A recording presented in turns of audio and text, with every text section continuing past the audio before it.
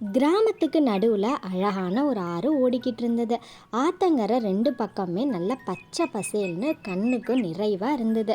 ஆத்தங்கரையோட வலது பக்கம் ஒரு பெரிய மாளிகை வீடும், ஆத்தங்கரையோட இடது பக்கம் ஒரு ஓட்டு வீடும் இருந்தது. இதுதான் அந்த ஊரோட அண்ணன் தம்பி செல்வம் அன்புவோட வீடு.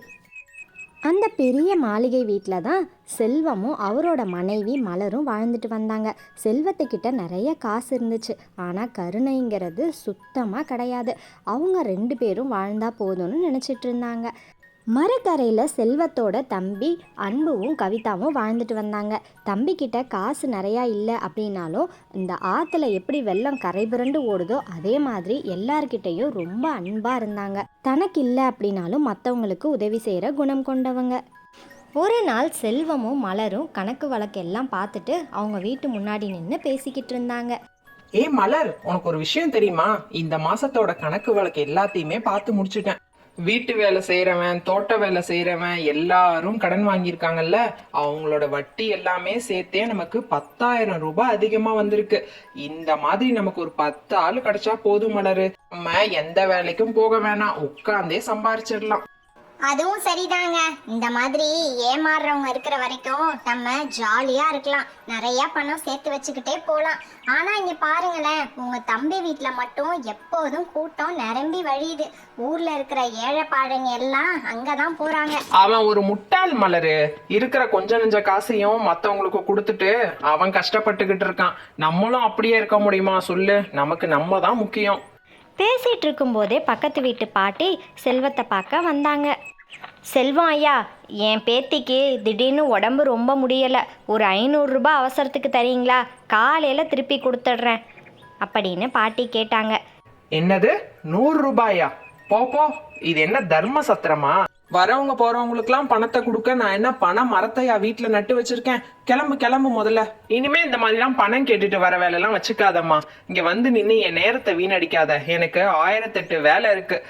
இந்த வார்த்தையை கேட்டதும் பாட்டிக்கு மனசு ரொம்ப கஷ்டமா இருந்தது.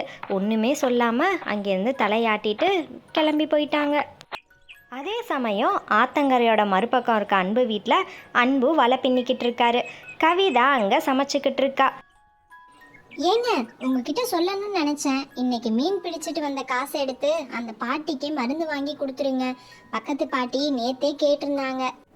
கவிதா, நல்லா ஞாபகம் வச்சிருக்கேன். அந்த பாட்டிக்குன்னு வேற யாருமே இல்ல, நம்ம செய்யாம வேற யாரு செய்ய போறா? பாவம், பேத்திக்கு உடம்பு முடியலன்னு தானே மருந்து கேட்டாங்க. டவுனுக்கு போறப்ப மறக்காம மருந்து வாங்கிட்டு பாட்டி கிட்ட கொடுத்துட்றேன் கவிதா. பேசிட்டு இருக்கும்போது அந்த ஊர்க்காரர் ஒருத்தர் வராரு. அண்ணா, என்னண்ண முகம்லாம் ஒரு மாதிரியா இருக்கு, ரொம்ப சோகமா இருக்கீங்க, என்னாச்சு? ஏதாவது பிரச்சனையா? தம்பி, செல்வம் ஐயா கிட்ட பணம் கேட்டிருந்தேன். பாப்பாவுக்கு மருந்து வாங்க சுத்தமா காசு இல்ல. ஆனா அவரு விரட்டி விட்டுட்டாரு தம்பி. அதான் இப்ப மருந்து வாங்குறதுக்கு காசு என்ன பண்றதுன்னு தெரியல. அதுதான் அப்படியே யோசிச்சுட்டு நடந்து போயிட்டே இருக்கேன். உடனே அன்பு வீட்டில இருந்து காசு எடுத்துட்டு வந்து, அண்ணன் இத வச்சுக்கோங்க, இத முதல்ல புடிங்க. அண்ணன் ஏதோ கோபத்துல இருந்திருப்பாரு, அவரை தப்பா நினைக்காதீங்க. குழந்தைய போய் முதல்ல கவனிங்கண்ணே, அதுதான் நமக்கு முக்கியம் அப்படின்னு சொல்லி பணம் கொடுத்து வழி அனுப்பிச்சு வச்சாரு அன்பு. இல்லைன்னு வரவங்களுக்கு வெறும் கையோடு அனுப்பாம அன்புவால் முடிஞ்ச உதவியை அன்பு செஞ்சிட்டு இருந்தாரு. இப்படியே காலம் போய்கிட்டு இருந்தது. ஒரு நாள் அந்த ஊருக்கு ஒரு ஞானி வந்தாரு. அவரு நேரா செல்வத்தோட வீட்டுக்கு போனாரு. ஐயா, ஐயா, வீட்டுல யாராவது இருக்கீங்களா? யார் அது இந்த நேரத்துல? போங்க பெரியவரே, வீட்டு வாசல்ல நின்று சும்மா கத்திக்கிட்டு இருக்காதீங்க. ஐயா, ரொம்ப பசிக்குதுங்க ஐயா, ஒரு வாய் சோறு கிடைக்குமா? பெரியவரே, உன்னை பார்த்தா கை கால்லாம் நல்லா தான் இருக்கு, உழைச்சு சாப்பிடலாம்ல. அதை விட்டுட்டு இப்படி வீடு வீடா வந்து சாப்பாடு கேட்டுக்கிட்டு இருக்க. போய் நல்லா உழைச்சு சாப்பிடுற வழிய பாரு. ஐயா, ரொம்ப தூரத்துல இருந்து வரேன், பசியால என் உயிரே போயிடும் போல. ஒரு டம்ளர் தண்ணி கொடுங்க போதும் எனக்கு. உன்னை பார்த்தாவே திருட மாதிரி இருக்கு, பேசாம போறியா இல்ல ஆளை விட்டு அடிக்கட்டுமா? இது மாதிரி இனிமே வீட்டு பக்கம் வர வேலை வச்சுக்காத, கிளம்பு இங்க இருந்து முதல்ல. இதை கேட்ட அந்த ஞானி மெதுவா தலையை ஆட்டிக்கிட்டு ஆத்த கடந்து நேரா அன்பு வீட்டுக்கு போறாரு. தம்பி, தம்பி, யாராவது இருக்கீங்களா? ரொம்ப பசிக்குதுப்பா. ஞானி அன்பு வீட்டு முன்னாடி கேட்டாரு. வாங்க ஐயா, வந்து உட்காருங்க. நீங்க ரொம்ப தள்ளாடி வரத பார்த்தாவே நீங்க ரொம்ப களைப்பா இருக்கீங்கன்னு தெரியுது. வந்து இப்படி திண்ணையில கொஞ்ச நேரம் உட்காருங்க. கவிதா, சீக்கிரமா தண்ணி கொண்டு வா. கவிதா வேக வேகமாக தண்ணி எடுத்துகிட்டு வந்து ஞானி கிட்ட கொடுத்தா. ஞானி தண்ணியை வாங்கி குடிச்சாரு. ஐயா, நீங்க ரொம்ப தூரத்துல இருந்து வரீங்கன்னு நினைக்கிறேன். உங்களை பார்த்தாவே களைப்பா இருக்கிற மாதிரி இருக்கு. கொஞ்ச நேரம் உட்காருங்க, உணவு அருந்திட்டு போலாம். ரொம்ப நன்றி தம்பி. ஆனா எனக்கு சாப்பாடெல்லாம் எதுவும் வேணாம். உன்னால எனக்கு ஒரு உதவி செய்ய முடியுமா? எனக்கு கண்ணு சரியா தெரியல. என்னோட இந்த கைத்தடி ஆத்துல விழுந்துடுச்சு. அதுல ஒரு ரகசியம் இருக்கு. அதை எடுத்து தர முடியுமா? எனக்கு அதை மட்டும் எடுத்து கொடுத்தா போதும்பா. நான் அப்படியே இங்க இருந்து கிளம்பிடுவேன். அப்படின்னு ஞானி சொன்னாரு. என்னங்கய்யா உதவின்னு பெரிய வார்த்தைலாம் சொல்லிக்கிட்டு, நான் போய் உடனே எடுத்துட்டு வரேன் அந்த கைத்தடிய. அப்படின்னு சொல்லிட்டு அன்பு நேராக ஆற்றுக்குள்ளே குதிச்சு அந்த கைத்தடி இருந்ததை கண்டுபிடிச்சிட்டாரு. இருந்ததை நேராக ஆத்தங்கரைக்கு எடுத்துட்டு வந்தாரு அன்பு. ஐயா, இந்தாங்க உங்க கைத்தடி. இத பார்க்கவே ரொம்ப வித்தியாசமா இருக்கே, ரொம்ப மினுமினுப்பா இருக்கே. இந்தாங்க, இதை எடுத்துக்கோங்க பத்திரமா. தம்பி, உன் நல்ல மனசுக்கு நீ ரொம்ப நல்லா இருப்ப. கொஞ்சம் கூட யோசிக்காம சொன்னதும் ஆத்துல குதிச்சு என் கைத்தடி எடுத்துட்டு வந்துட்ட. இதுக்காகவே நான் உனக்கு வரம் தரப்போறேன். அப்படின்னு சொல்லிட்டு இருக்கிறப்பயே அடுத்த கரையில் இருந்த அண்ணன் இதை பார்த்துக்கிட்டே இருந்தான். முனிவர் ஏதோ வரம் தரேன்னு சொல்ற மாதிரி காதுல கேக்குதே, அது என்ன வரமா இருக்கும்? நேரா போய் அன்போட வீட்லயே பாத்திரலான்னு நேராக கிளம்பி ஆற்ற கடந்து அன்போட வீட்டுக்கு வந்தான். முனிவரே, எனக்கும் ஒரு வரம் கொடுங்க. என் தம்பியை விட நல்ல பெரிய வரமா எனக்கு வேணும். அப்படின்னு செல்வம் முனிவர்கிட்ட கேட்டுக்கிட்டு இருந்தான். இதை பார்த்த முனிவருக்கு கோபம் வந்துடுச்சு. அன்பு, உனக்கு ஒரு வரம் தர. உன் கையால யார தொட்டாலும் அவர்களோட துன்பம் எல்லாம் நீங்கிடும். நீ தொடுற நிலம் எல்லாம் செழிக்கும். உன் வீட்டுல தானியம் எப்போதும் குறையாது. இதுவும் உன் இறக்க குணத்துக்கு நான் தர பரிசு. இத நீ நல்ல வழியில தான் பயன்படுத்துவேன்னு நான் நம்புறேன். ரொம்ப நன்றிங்க ஐயா. கண்டிப்பா நான் இதை நல்ல வழியில தான் நான் பயன்படுத்துவேன்.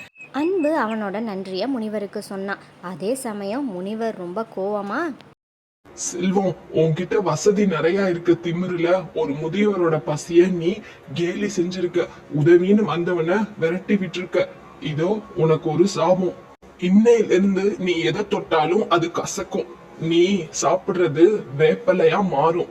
நீ குடிக்கிற தண்ணி உப்பா மாறும். உன் செல்வம் உனக்கு பயன் தராது. எப்போ நீ உன் தம்பி கிட்ட மனசார வந்து மன்னிப்பு கேக்குறியோ அப்பதான் இந்த சாபம் நீங்கும். அப்படின்னு சொல்லிட்டு முனிவர் அங்கிருந்து மறைஞ்சிடுறாரு. செல்வம் ரொம்ப மன வருத்தத்தோட வீட்டுக்கு போனான். நான் பெரிய தப்பு பண்ணிட்டேன் மலர். சாமியார் எனக்கு மிகப்பெரிய சாபம் கொடுத்துட்டாரு. நான் என் கையால எதை தொட்டாலும் கசக்கும், தண்ணிய குடிச்சா உப்பு கரிக்கும்னு சொல்லிட்டாரு. நான் என்ன பண்ண போறேன்னே தெரியல மலர். ரொம்ப பசிக்குது, கொஞ்சம் சாப்பாடு எடுத்து வைக்கிறியா?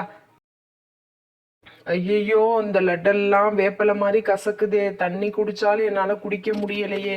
பசி வயித்த கில்லுதே. இப்ப என்ன பண்ண போறேன்னே தெரியலையே.